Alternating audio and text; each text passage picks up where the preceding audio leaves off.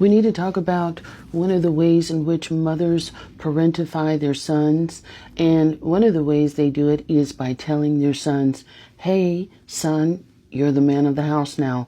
Hi, my name is Dr. Natalie Jones. I'm a licensed therapist. I've been counseling women and men who have experienced abuse as well as those who have been perpetrators of abuse and other violent crimes.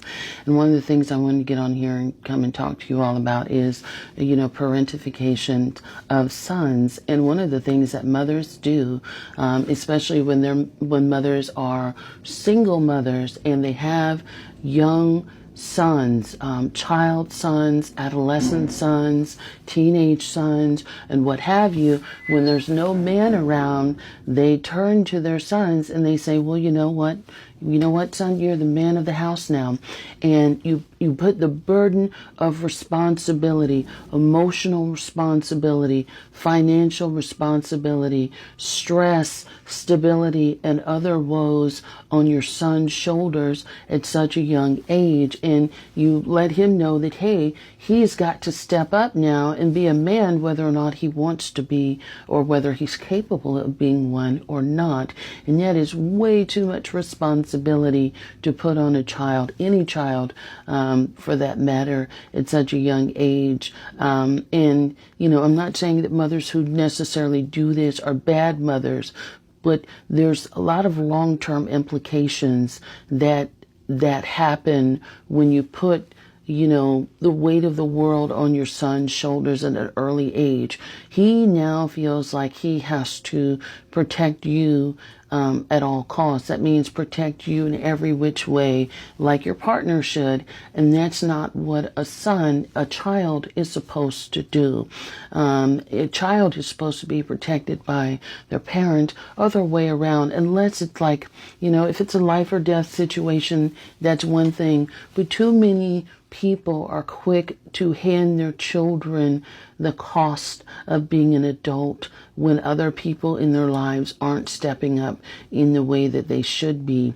And fast forward 10, 15 years down the line, how is that going to impact that boy, when he now becomes a man?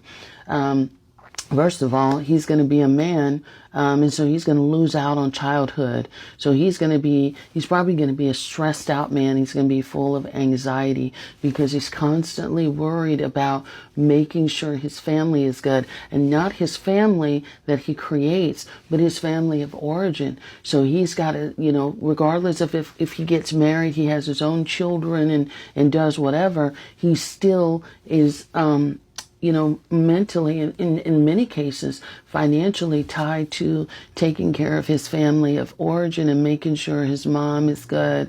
And oftentimes he will work to make sure that she or whoever she's with is in a better place than he is. So he will break his back, focusing on making sure that they're in a better place because he's already been conditioned to, be the man of the house, which means provide for me, make sure I'm straight, make sure we're all straight. And, best case scenario is a mother is appreciative and gets out of that cycle, right? But most women I know that do this to their sons don't ever do that. Worst case scenario is you have a mother that is irresponsible in every way imaginable and constantly depends on her son and constantly demands to be the center of his world and won't allow him to go on and create his own family happily. So he may go on and get married, but he may feel guilty about leaving. He may always be looking over his shoulder, and making sure his mother is good, and that can create, he sort of brings that in with his new family where he doesn't ever really get a chance to prioritize himself to his own family, his own life. He still always has to do that. He always has to be in charge of taking care of grown adults. And that's such a heavy burden to carry. He's always responsible for creating structure and order and balance and stability for grown adults. And when he when he's not able to do that or he falls short, he's shamed, he may be ridiculed, he may be looked down upon, all of those things. And if his mother should happen to, get another man, usually that man is lackluster. He's also childlike, unable to step up to responsibilities. And again, I'm not saying in all cases. In a lot of cases, they choose someone, because they know they can rest their head heavily on plan B. Plan B being their son. If their life falls short, my son is going to get it. And so therefore, they'll go out and pick men that won't step up to the plate and actually be the man of the house because they've already got one. So mothers may actually regress and become childlike and downright foolish in some of their decision making. That foolishness can also extend to managing the finances. Because they know that their son is going to bail them out. That's a get out of jail free card.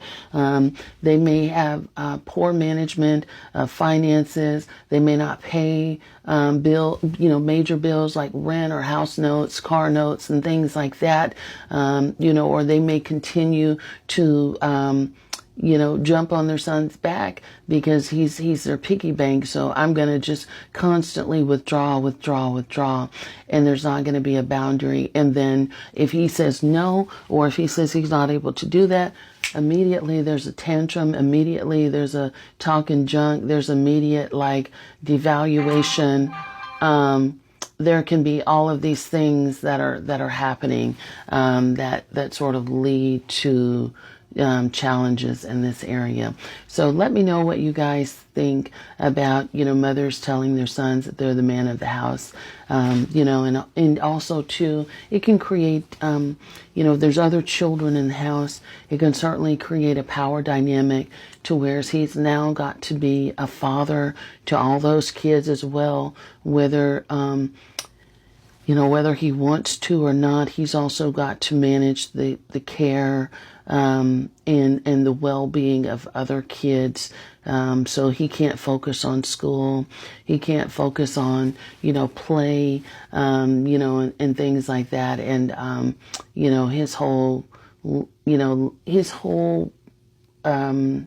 his life essentially is dedicated to taking care of a family that he was not responsible for creating.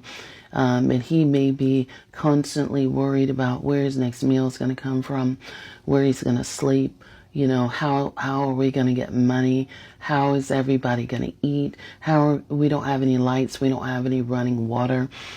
And I'm quite sure, while many of you may not know it, you probably went to school with a few young men, at least one or two of them, that was going through, a heavy emotional burden like this at their own home, where they may have not been getting new clothes. They may have gone without food, or proper shelter, or even safety, and security, and in having to manage a lot on their young shoulders. So hopefully that helps. Let me know what you think.